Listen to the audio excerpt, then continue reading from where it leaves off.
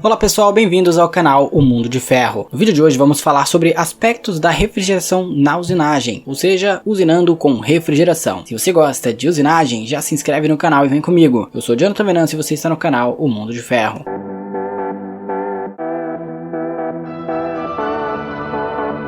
Bem-vindos ao canal O Mundo de Ferro. Antes de começar o vídeo, não se esquece de descer aqui no pé do vídeo e deixar o seu gostei. Vamos lá? Em alguns casos, pode ser um benefício ambiental e de custos para a máquina sem refrigeração, ou seja, fazer uma usinagem a seco, sem refrigeração. Porém, muitas aplicações requerem usinagem com refrigeração por conta da tolerância, do acabamento superficial e também da usinabilidade. Se a refrigeração for necessária, ela deve ser otimizada para maximizar o potencial. Refrigeração de alta pressão. Quase todas as máquinas oferecem uma alta pressão de refrigeração padrão de cerca de 70 a 80 bars. Algumas máquinas podem até fornecer maiores pressões de refrigeração, até 150 bars, para materiais e operações exigentes. Os benefícios podem ser enormes, tanto para operações de torneamento quanto de furação. Porém, é importante observar que os benefícios são obtidos somente com as ferramentas desenvolvidas para aplicações com refrigeração de precisão, ou seja, as brocas devem ser com refrigeração e ferramentas de torneamento